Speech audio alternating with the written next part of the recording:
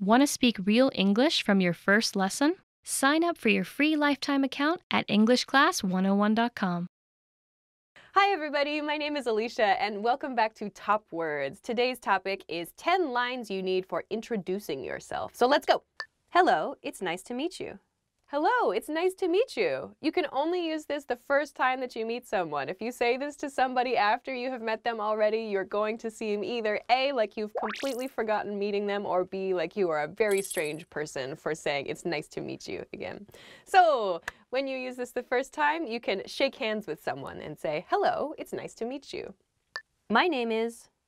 The next phrase is, my name is blah, blah, blah. In my case, my name is Alicia. You can use this again when you're introducing yourself, or if you need to reintroduce yourself, you can use this pattern. When you meet somebody at a party, for example, you can say, my name is blah, blah, blah. My name is Barbara. My name is Stevens. You can shorten this. You can say, my name's blah, blah, blah. I'm from. After you've said your name, after you've shaken hands, you can say, I'm from the US, I'm from Japan, I'm from Turkey, I'm from your mom's house, I'm from I'm from a cave in Southern Europe, I'm from your country, or I'm from your city. I'm from the future. Wow. Wow. I have to go. I live in blah, blah, blah. You can use your city. You can use your country, you can use, even maybe if you live near a certain station, you can use the name of the station where you live. So for example, I live in America is fine. I live in Los Angeles is fine. I live in New York is fine. So your neighborhood is fine. If someone says, where do you live? And you say, I live in an apartment. It's like, what? So please use the region or the location where you live, not the type of place where you live. If you hear the question, what do you do? It's asking about your job. In English, people don't say, what is your job? That's not the question that we ask. Instead, the question is, what do you do? And the correct response to that is, I'm a, or I'm an, blah, blah, blah, followed by your job title. So if someone says, what do you do? You can say, I'm a teacher. What do you do? I'm an engineer. What do you do? I'm a donut shop tester. I'm years old. When someone asks, how old are you? You can say, I'm blah, blah, blah, years old. Don't forget the S at the end of this. If you like, you can shorten this phrase to just I'm plus your age. So I'm 65.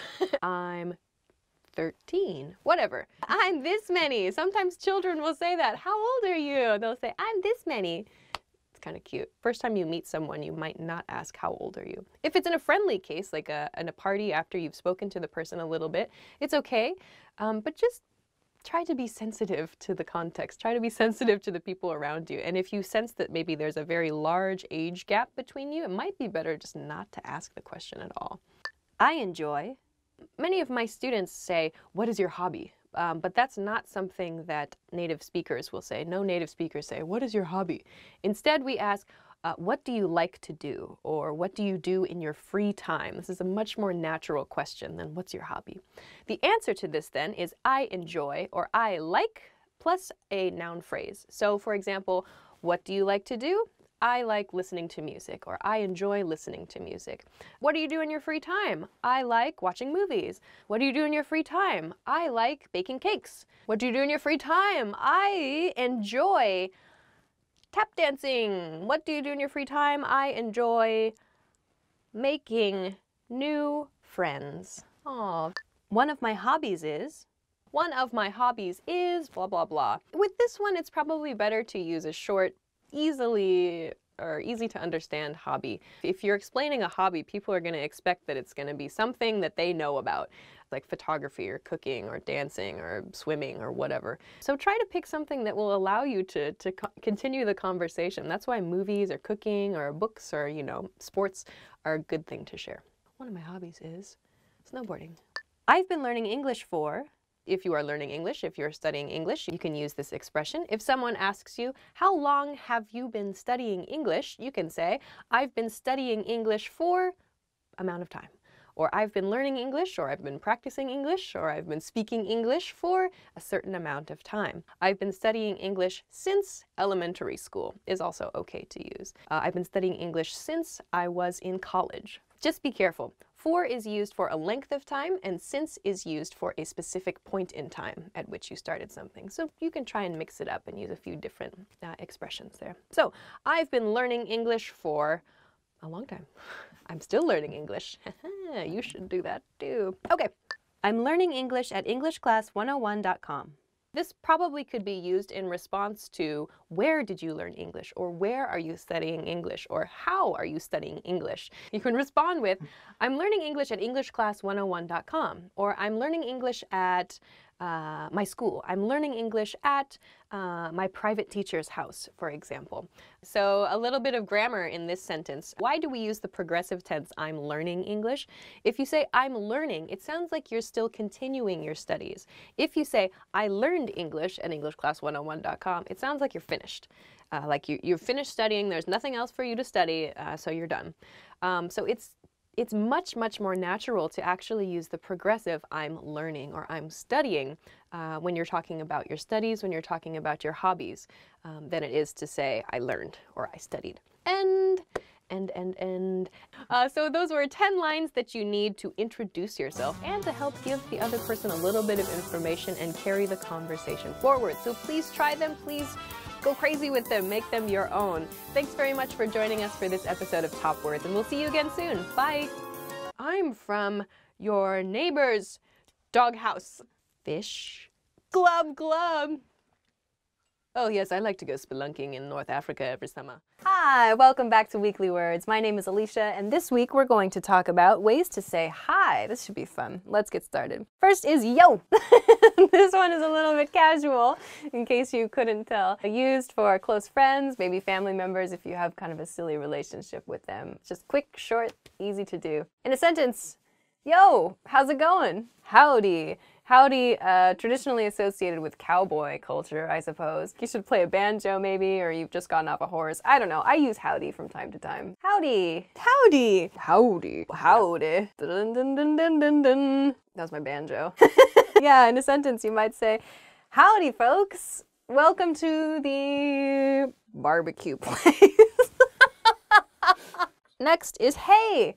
Hey is a good, friendly phrase. You can usually use hey with a wave and smile, look happy. If you don't, people might think that you're down in the dumps. People might think you're not in a very good mood. In a sentence, hey, I heard you got engaged last week. Congratulations. Something like that. It's usually kind of a cheery, happy expression. All right, next is what's up. What's up is the long form of sup. This does not literally mean what is above you right now. If you want to be funny, you can say the ceiling or the sky, but that joke gets old really fast, and chances are the person you're talking to has already heard it before. It just means what are you up to? What is going on with you?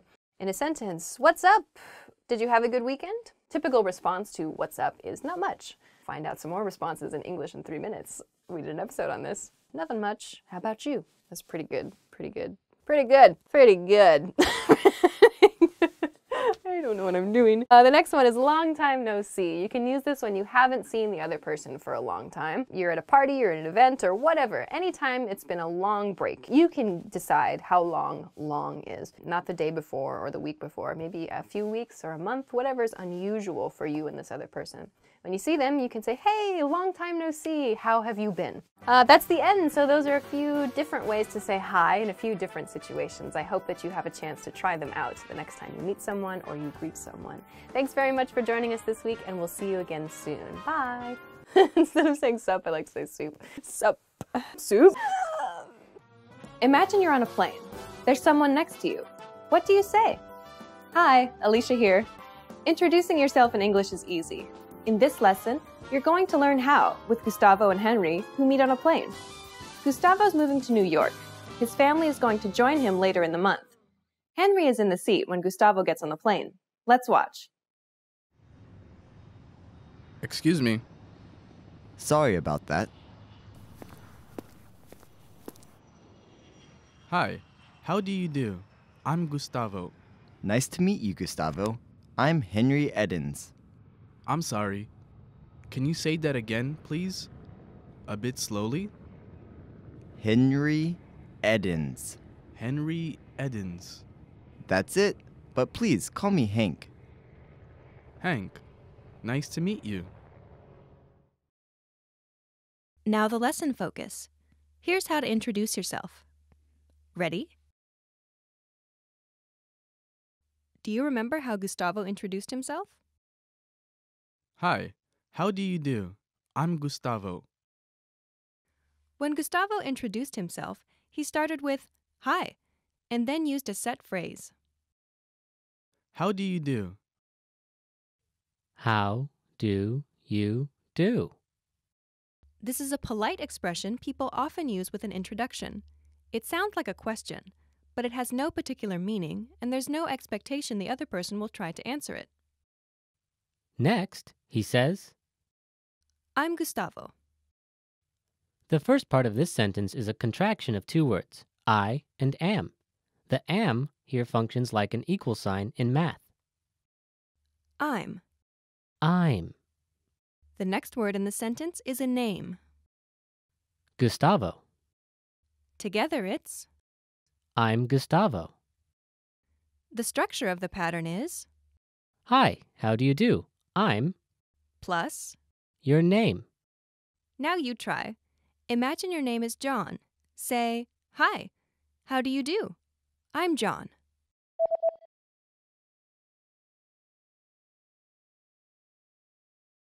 Hi, how do you do? I'm John. Now imagine your name is Eichel. Say, hi, how do you do? I'm Eichel.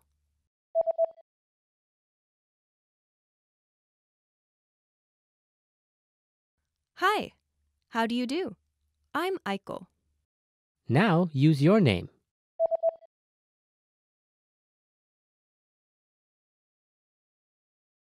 Okay, there are two additional things you need to know. First, there's a shortcut for giving your name. Just drop the I'm from the final sentence of the self-introduction. For example, if Gustavo just said, Hi, how do you do? Gustavo. Henry would have understood it was his name. This would be especially clear if Gustavo extended his hand for a handshake while saying this. In very casual situations, you can even drop the hi and the how do you do. All that is left would be your name.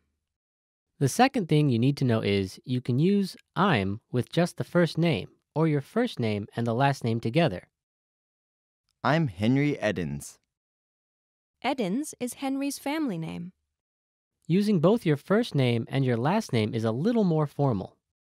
It also gives you less privacy. For example, if people know both your first and last name, they can find you on the internet more easily. So it may be more common for strangers to say just their first name than people meeting in a more friendly environment. Next, you'll learn how to tell people to call you by a nickname, just like Henry did in the scene. But please call me Hank. But please, call me Hank. The first word in the sentence is. But. This word is not necessary, but it makes the transition to the rest of the sentence smoother. Henry uses this to introduce a new piece of information. And this information changes something about what he said before. But makes this clear. The next word introduces a polite request. Please. Please. Next is a request to use a certain name. Call. Call. After this is the word Me. me. Last is a common nickname for men named Henry. Hank. Hank. Please call me Hank. The sentence structure is Please, call me. plus. Your nickname. Now you try. Imagine your nickname is Matt. Say, please call me Matt.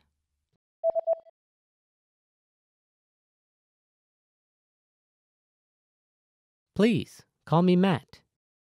Now imagine your nickname is Lulu. Say, please call me Lulu.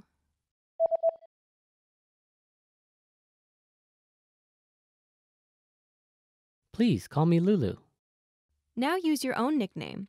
Say, please call me, and then use your nickname.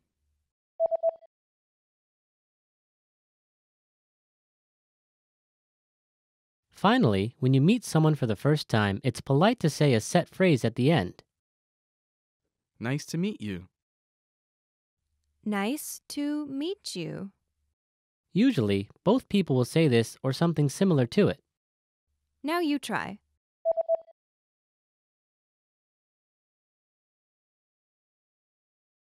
Nice to meet you.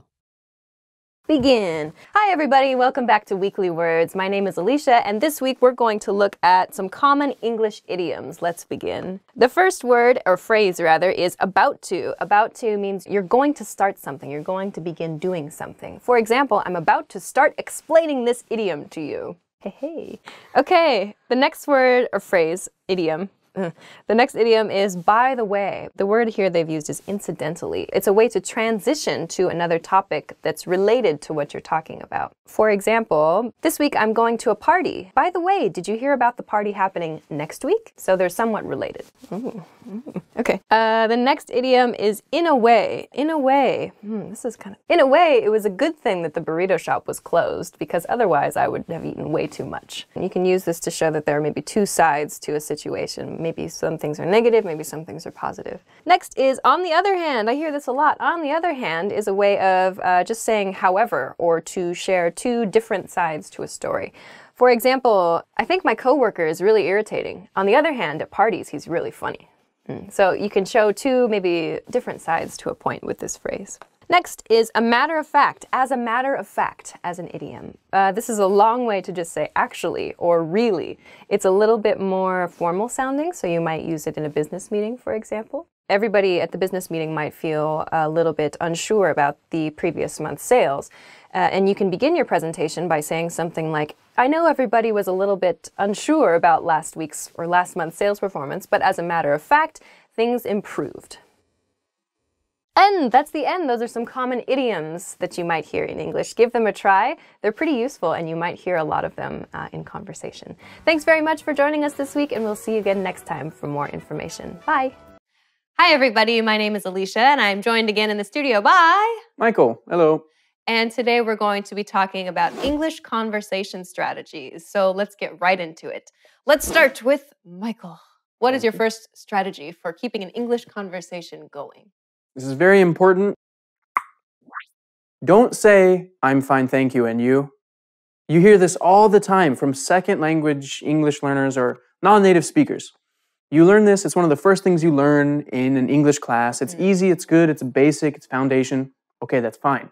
But as soon as you can, switch it up. Because to me, when I meet a foreigner, and they come up, and if they say, hey, how are you? Say, oh, I'm fine, I'm good, whatever. How about you? And they say, I'm fine, thank you, and you. And it's almost robotic because I've said it so many times. And when I hear that, I think, their English isn't that good. And inside, I'm just going to be really polite and say hello and talk slowly and try to get out of there as quick as I can. So really impress the foreigner. In my opinion, I think the best way to do it is say something, use a big word or just like a slang word, something like that. When I hear that, I go, wow, man, I want to know what this person thinks. I want to get their point of view, and I'm really excited. And then I've had great conversations because of that. That's a really, really good one. And actually, I think on this YouTube channel, actually, from a couple years ago, there's a video all about better answers to the question, how are you, than I'm fine, thank you, and you. Or if someone says, hey, how are you? I go, I'm good, you? Or fine, you? Never, I'm fine, thank you, and you. Never. But try to actually use, a phrase that a native speaker would use. And then that's a clue to the native speaker that, oh, maybe this person is ready for a conversation beyond, basic English. So that's a really good point. I like that. I didn't think of things not to do. I only thought of things to do.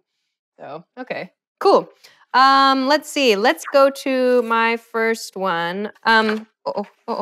So this strategy in general is just ask the other person a question. I think, and I'm guilty of this too when I'm learning another language, I tend to only get input. Like somebody else is always asking me the questions, and then I forget myself to ask the other person a question. So one question that I like to ask, or a variation, any kind of WH question is good, like a who question, what, where, something like this. If you've been paying attention, you can use anyway to transition in your conversation. This was in a previous video. You can ask something like, anyway, up to anything fun this weekend? This is a pretty casual conversational question that you can ask just about anybody whether you've just met them or whether you've known them for a while. But just get in the habit of asking other people the question. Don't wait for someone else to ask you the question. So that's one strategy that I try to use to keep things going. Yeah, me too. I agree. And I'm going to say samesies because actually 2 of my questions were exactly what you said. Agree 100%. This is kind of cheating. These should be 1. But so always ask questions. So, again, you forget. It's really easy. I'm really guilty of this. English, non-English, whatever. I'm guilty of this. And the other thing is ask deep, open-ended questions. So if you ask a yes or no question, so again, like Alicia was saying, it just dead ends. You can't just say, do you like cheese? Yes or no, right? So you want to say, what do you think about cheese? What is your favorite kind? And kind of open it up to something else and let it just kind of snowball. Right. Right. Yeah, I think that's really a key. Like I have another variation on it, which I guess I'll just continue on to because it kind of relates to what you're talking about. Like he's saying, always ask questions, always ask deep, open-ended questions. So like you just said, don't ask a yes or no question because yes or no ends with the yes or the no. So one of the things that I'll do is use a pattern similar to this, like, hey, did you see or hey, did you hear about blah, blah, blah. So you can use this little blah, blah, blah as your, you can ask about the news. You can ask about something funny you saw on the internet. You can ask about, something that you heard from another friend of yours, whatever. It's just a way to check in with the other person and say, oh, did you also experience this thing that I experienced? Let's talk about that. So that might be another question that you can use with people. I like that one. I really like that one because you got to stay within people's comfort zone. So maybe you ask and maybe they don't want to, right? So a good thing is, did you hear about it? That's up to them. Maybe they don't want to talk about it. They can say, oh yeah, I heard about that. And you can kind of feel the atmosphere and realize, maybe I shouldn't talk about this, change the subject. Or they get passionate and they start talking about it. And there you go. And just let it go. Yeah, absolutely. One thing, again, I'm guilty of is you do got to keep returning it. Right. Don't just say, oh yeah, and what I think about da-da-da-da-da. Bring it back, ask them, what about you? That's a common thing I forget about. Yeah. Okay. Good. I have one more. This one, use when you see fit. Okay, I'll just introduce it. Compliment the other person or compliment the other persons. This can be a nice strategy just to show that you're enjoying the other person's company. It can be as simple as, oh, I like your shirt today, or oh, that's a nice dress you're wearing today, or oh, did you get a new haircut that looks good on you? Something like that. So this is a nice way to make the other person maybe want to spend more time with you, I think. Yeah, I agree 100%. 2 things. One, I think it's a good conversation starter sometimes. If you got to be careful. With a stranger, it can be creepy. It can be a little uncomfortable what you're complimenting, right? But if it's something like if they have a t-shirt and it's a band that you both like, that's a great conversation starter. And you feel, wow, we're connected, Number 2, the second thing I was thinking about is that keep it honest. I love a sincere compliment. It really means a lot more. And it really does butter them up, kind of get them open to having more conversations, deeper, that kind of thing. But one of the things people do, which I don't like, is let's say they say, hey, nice shirt. And then the person out of habit will say, oh, you too, I like your shirt too.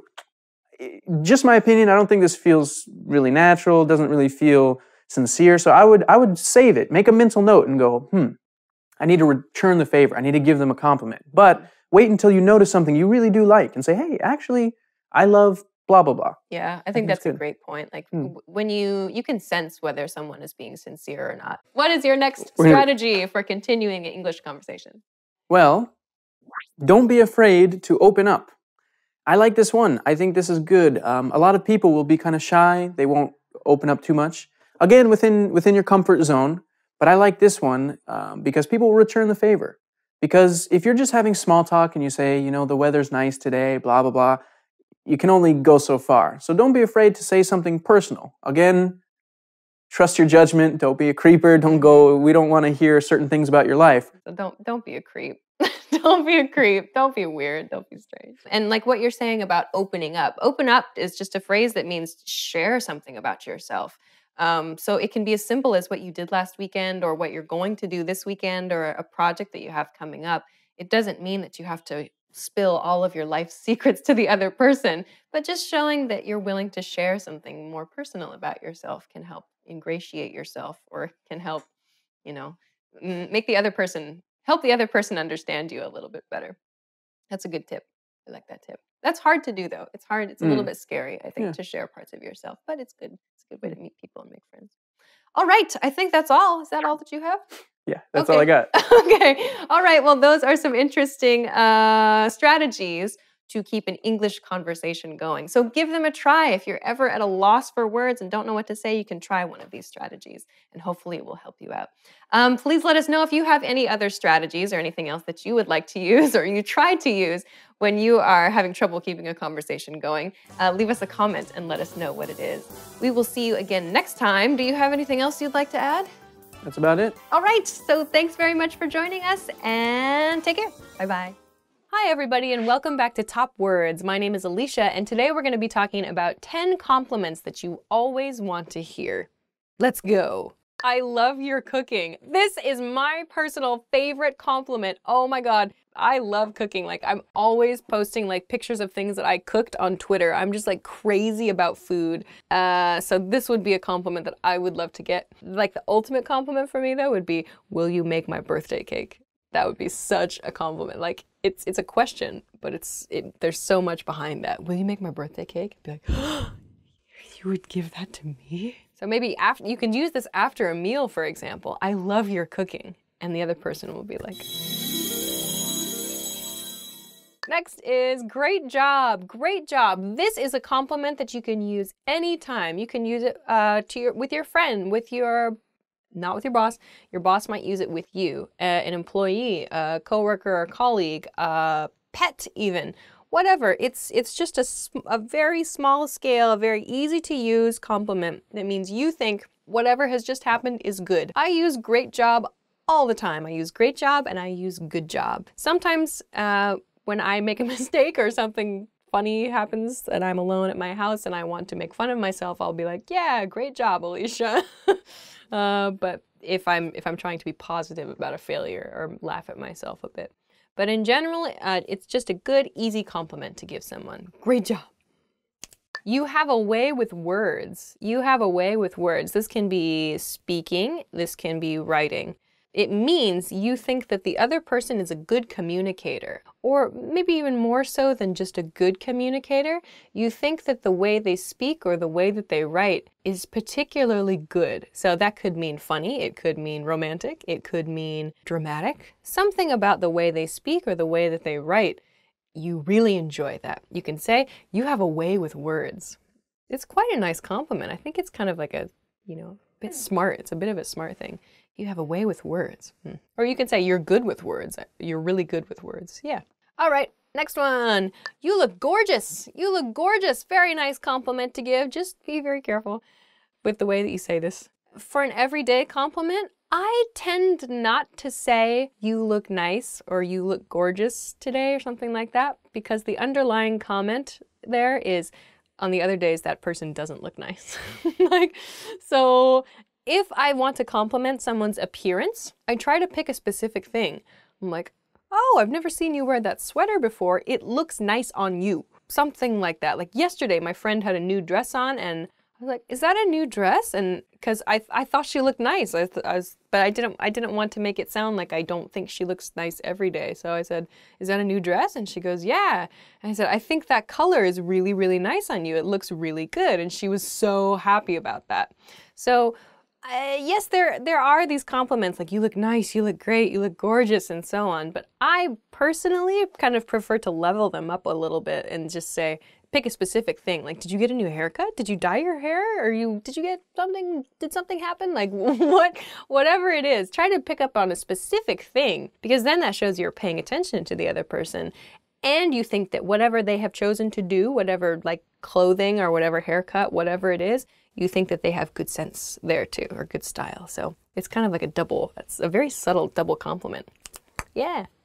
The next word is you have good taste. You have good taste. This can be for food, fashion, style, for decorating sense, music in movies, whatever. If you think that that person's artistic selection in whatever capacity, if you think that that person makes good choices with their appearance or their hobbies or whatever, you can say you have good taste. This is a fairly sophisticated compliment, I think.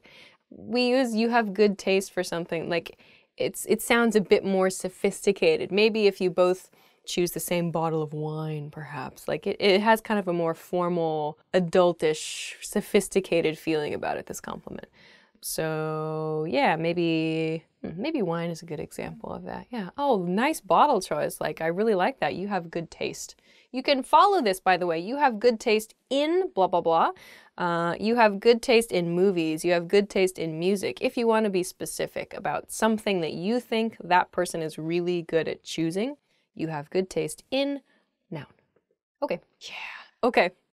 Next one is you have a great sense of humor. You have a great sense of humor. This is the underlying compliment in the phrase, you are so funny. This is the underlying compliment. You have a great sense of humor means the other person thinks you are funny, that you are good at telling jokes or you make them laugh. This is actually one of my favorite compliments to get. You have a great sense of humor. Yeah, because I think that, like, you know, people like to laugh. So if someone makes you laugh, you can say this. You have a great sense of humor or you're very funny. Yeah, it's a good one. It's a really good one. So you can say it after a joke, for example, or after maybe you've finished laughing at something the other person has said. You can say, you have a great sense of humor. Good. Next one is, your resume is impressive. This is a weird compliment to say to your friends, unless you're like reviewing your friend's resume. It's a bit weird.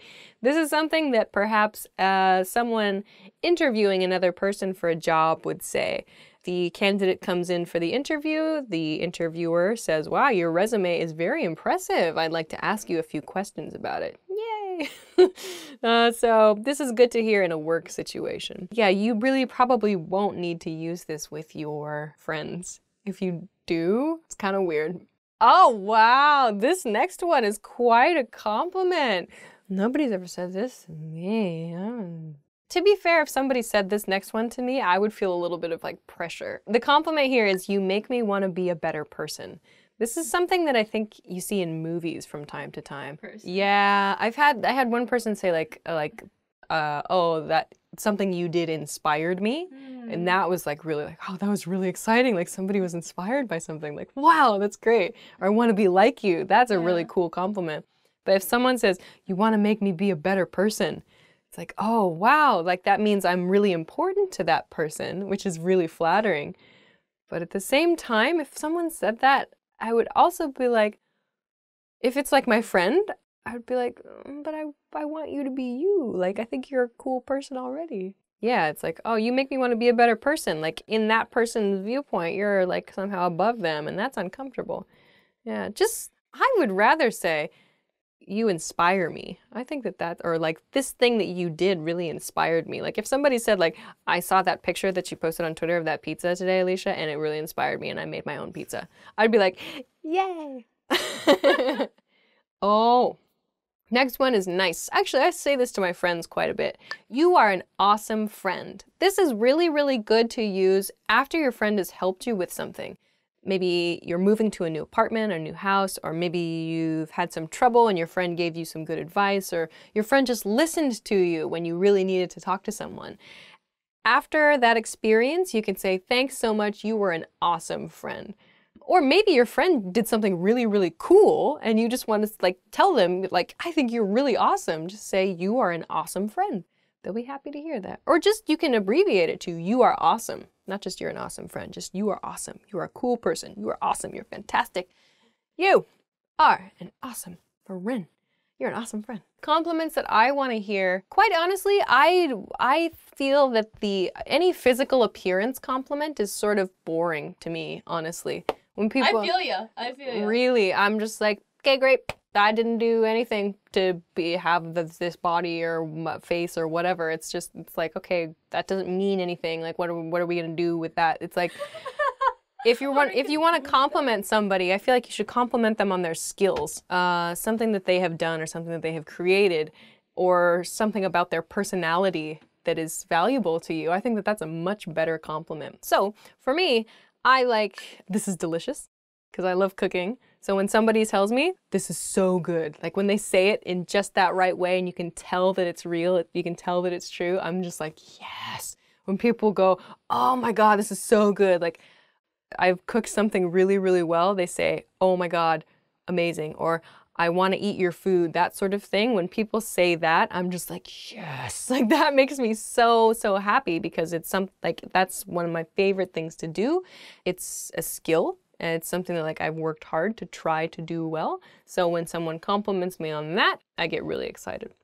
All right, so those are compliments you always want to hear. What compliments do you want to hear? I don't know. We've talked about personality compliments and we've talked about skill compliments, but if you have a favorite compliment, leave it in the comment box. We can start a compliment mayhem among the commenters. Anyway, positive feelings after this video. Everybody's cheery, I think. Thanks very much for watching this episode of Top Words, and we will see you again soon. Bye! Hi everybody, welcome back to Top Words. My name is Alicia, and today we're going to be talking about 10 different phrases that you can use to respond to the question, how are you? So let's go. I'm great. The first phrase is, I'm great. If someone says, how are you? You can say, I'm great. Try to say, I'm great with a kind of an upbeat voice. So something like, how are you? I'm great. I'm feeling bad. I'm feeling bad. If you say, I'm feeling bad, the other person is probably, if they're a friend of yours or a coworker, going to ask you why, what happened. So if you want to use I'm feeling bad, make sure you have an explanation ready. Anyway, somebody says, how are you? And you go, I'm feeling bad. Maybe I went out for drinks last night with my coworkers. Oops. I'm okay. I'm okay. I feel like this is one of those intonation practice ones. I'm okay with that, I'm okay. It's like sort of upward intonation. You're like, cool. But if someone says, how are you? And you're like, I'm okay. They're like, oh no, what happened? So you can use your intonation with I'm okay to make it a good thing or a not so good thing. But either way, it's not like a very super serious response. Thank you for asking. Yeah. I imagine this would be in a more formal situation. Like if my friend said to me, how are you? And I was like, thank you for asking. They'd be like, what? I would say I'm fine or I'm doing well, I'm doing great, plus thank you for asking. So I have to say, how are you? Oh, I'm doing very well, thank you. Oh, that's how I would use it. And you? The next one is and you. Like the least natural response to how are you is I'm fine, thank you, and you. Like just just take it out of your head. Nobody says that. I always say how about you. That's a much more natural thing. How are you? How are you? How are you can be a response, again, after you have given your answer to the question. How are you? I'm great. How are you? How are you? I'm good. How are you? I'm great. How are you? I'm okay. How are you? How have you been recently? How have you been recently? This is only useful if you haven't seen the other person for a while. I'm not bad. I'm not bad. I'm not bad. How are you? I'm not bad. No, I'm not bad. Things could be worse. I would probably do this. I'm sleepy. The next expression is I'm sleepy. It's like so specific. If someone said, how are you? I would probably say, I'm okay, but I'm a little sleepy. I don't know that I would just say I'm sleepy, unless it's a really good friend of mine. It's a person close to you. You can say, I'm so tired. I would say I'm super tired or I'm really tired. And I feel like that's a little bit more natural than just I'm sleepy. I'm good. One that I use a lot, if someone says, how are you? I say, I'm good. That's just probably my go-to response. Yeah, I'm good, I'm good. Maybe I'll repeat it while smiling. I'm good, I'm good. Yeah, thanks for asking. Great. How are you? That is the end. Those are 10 phrases that you can use to respond to the question, how are you? If there's one takeaway from this and from other things that we've done over the last few years on this channel, just get rid of that I'm fine, thank you, and you, and pick one of these that we've talked about today. Of course, if there's another expression that you use for a response to how are you, I'd be very interested to learn about that. But in general, you're pretty safe if you stick with these, I think. So thanks very much for watching this episode of Top Words, and we will see you again soon. Bye. Nice.